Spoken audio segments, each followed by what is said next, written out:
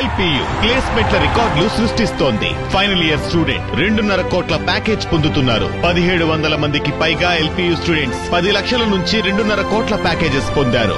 విద్యా విప్లవం ప్రారంభమైంది లవ్లీ ప్రొఫెషనల్ యూనివర్సిటీలో. అధికారంలోకి వచ్చింది మొదలు దోపిడీయే తమ మార్గంగా ఎంచుకున్నారు కూటమి నేతలు. మద్యం, ఇసుక, మట్టి, బుసక కాదేది అనర్హం అంటూ రెచ్చిపోతున్నారు. అధికారం మాది, మనల్ని ఎవడరా ఆపేది అన్నట్టుగా చెరువులు, గట్లు అని చూడకుండా తవ్వేస్తున్నారు. కోట్లాది రూపాయల మట్టిని అమ్ముకుంటూ జేబులు నింపేసుకుంటున్నారు. చెరువులను నామరూపాలు లేకుండా చేస్తున్నారు. కాపాడండి మహాప్రభు అంటూ కలెక్టర్ కార్యాలయం చుట్టూ తిరిగినా పట్టించుకునే నాదుడే లేడు.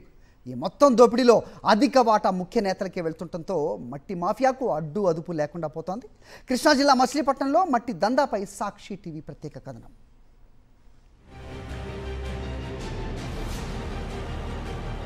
కృష్ణా జిల్లాలోని తీర ప్రాంతమైన మచిలీపట్నంలో కూటమి నేతల దోపిడీ పరాకాష్ఠకు చేరుకుంది. అధికారంలోకి వచ్చింది మొదలు దొరికిన చోట దొరికినట్లు ప్రకృతి సంపదను కొల్లగొట్టడమే పనిగా పెట్టుకున్నారు. సాక్షాత్తు రాష్ట్ర గనులు, భూగర్భ వనరులు, ఎక్సైజ్ శాఖ మంత్రి కొల్లు రవీంద్ర ఇలాఖా కావడంతో బందరులో అటు టీడీపీ, ఇటు జనసేన నేతల దందాకు అడ్డుకట్ట లేకుండా పోతోంది.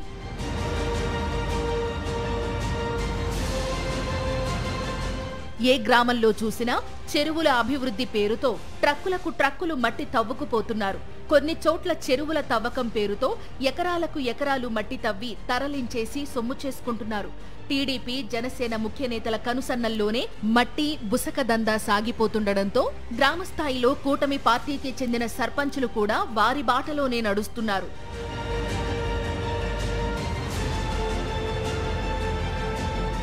ఇదిగో ఇక్కడ కనిపిస్తున్న ఈ చెరువు బందరు మండలం పెదయాదర గ్రామ పరిధిలోని చిన్నయాదర గ్రామానికి చెందిన తుమ్మా చెరువు. ఈ చెరువును అభివృద్ధి చేసి గ్రామానికి పైప్ లైన్ల ద్వారా నీరు అందించడంతో పాటు వ్యవసాయ పనులకు అనువుగా మార్చేస్తామంటూ ఆ గ్రామ సర్పంచ్, జనసేన నాయకుడు గల్లా తిమోతి ఈ ఏడాది మార్చి నెల నుంచే చెరువులో మట్టి తవ్వకాలు మొదలుపెట్టాడు. కానీ 2 రోజులకే గ్రామస్తులకు అక్కడ జరుగుతున్న దోపిడీ అర్థమైపోయింది. పెద్ద పెద్ద జేసీబీలు, ప్రొక్లెయిన్లు, ట్రాక్టర్లు, టిప్పర్లు రంగంలోకి దిగి పగలు రాత్రి లేకుండా పరిమితికి మించి తవ్వేస్తుండటంతో గ్రామస్తులు సర్పంచ్ గల్లా తిమోతిని నిలదీశారు. అయితే జనసేన పార్టీకి చెందిన సర్పంచ్ కావడం, కూటమి నేతల మద్దతు సంపూర్ణంగా ఉండడంతో గ్రామస్తుల మాటలను తిమోతి పట్టించుకోకపోగా రివర్స్లో వారినే బెదిరించాడు. అంతా నా ఇష్టం, మా ప్రభుత్వం ఉంది, మమ్మల్ని ఏం చేయలేరంటూ తనను ప్రశ్నించిన సొంత పార్టీ కార్యకర్తలు, గ్రామంలోని టీడీపీ నేతలను సైతం బెదిరించాడు.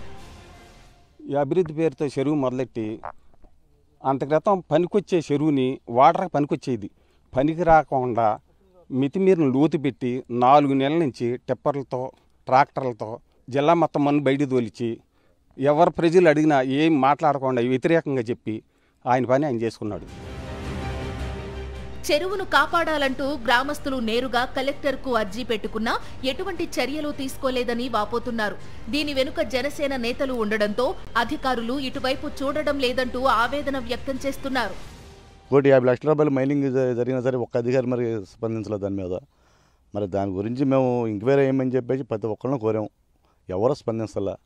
ప్రభుత్వం అన్న స్పందించదామని చెప్పేసి మేము మంగళగిరి పార్టీ ఆఫీస్కి వెళ్ళాం, జనసేన పార్టీ ఆఫీస్కి. అక్కడ కూడా ఇచ్చొచ్చాం కాగితాలు. దాని మీద కూడా జనసేన పార్టీ వాళ్ళు కూడా ఎవరో స్పందించాల. మరి ఒక 4 రోజుల మట్టి మాత్రం టిప్పర్లను పెట్టి బేపచ్చంగా మట్టి తోలుతున్నారు. ఎక్కడికి అని చెప్పేసి ఆరా చేస్తే ఇది జనసేన పార్టీ ఇన్ఛార్జి ఆర్కే గారికి వెళ్తుందని చెప్పేసి, తౌసిపూడి అక్కడికి వెళ్తుందని చెప్పేసి అన్నారు, కొత్తపూడి వెళ్తుందని చెప్పేసి అన్నారు. అది కూడా 3 రోజులు 4 రోజులు మాకు తెలిసింది. అసలు తుమ్మా చెరువు 4.5 ఎకరాల విస్తీర్ణంలో చుట్టూ 20 అడుగుల మేర పటిష్టమైన గట్టుతో ఉండేది. కానీ జనసేన నేతల ధనదాహానికి ఇప్పుడు నామరూపాలు లేకుండా పోయింది. ఇష్టానుసారం తవ్వేయడంతో ఉప్పు నీరు వచ్చే ప్రమాదం ఉందని ఆవేదన వ్యక్తం చేస్తున్నారు. వైఎస్ఆర్సీపీ చేసిన అభివృద్ధిని పక్కన పెట్టేసి అభివృద్ధి పేరిట జనసేన సర్పంచ్ గ్రామాన్ని నాశనం చేసేస్తున్నారంటూ ఆగ్రహం వ్యక్తం చేస్తున్నారు గ్రామస్తులు. పేరు నాని గారు గత సంవత్సరం ఈయన ప్రెసిడెంట్గా ఉన్నా సరే, ప్రోటోకాల్ ఉన్నా సరే, ఈయన ప్రెసిడెంట్గా ఉన్నాడు చేయకూడదనేది ఏం లేదు. ఆయన ప్రభుత్వంలో వాటర్ ఫిల్టర్లు కానీ, సచివాలయం కానీ, అదే ప్రకారంగా మళ్ళీ రైతు భరోసా కేంద్రం కానీ ఇవన్నీ కట్టి అప్పచెప్పాడు. ఆయన ప్రెసిడెంటే, మళ్ళీ ప్రెసిడెంట్గా ఉండగానే అన్నీ ఆయనే చూసుకున్నాడు. ఇప్పుడు చూడండి సచివాలయం వ్యవస్థ ఎలా ఉందో ఒకసారి చూడండి. దాంట్లో ఉన్న సిబ్బంది లేరు, రైతులకు దగ్గరగా ఉండి రైతు భరోసా కేంద్రం సరిలేదు. రాత్రి పగలు తేడా లేకుండా చెరువు మట్టిని యథేచ్ఛగా టిప్పర్లతో తరలిస్తుండటంతో చినయాదర గ్రామ ప్రధాన రహదారి అధ్వాన్నంగా మారింది.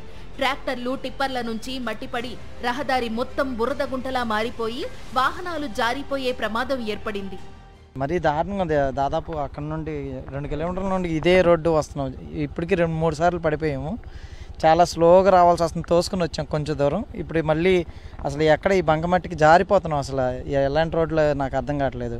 మేమే పొరుగురు నుండి వస్తున్నామని అంటే ఇంత బాధపడుతున్నాం అంటే ఇక్కడ ఉన్న సామాన్యులు ఎలా ఇబ్బంది పడుతున్నారని మాకు అర్థం కావట్లేదు. ఇప్పటికైనా అధికారులు కళ్లు తెరిచి గ్రామాన్ని, గ్రామ చెరువుని కాపాడమని వేడుకుంటున్నారు చినయాదర గ్రామస్తులు.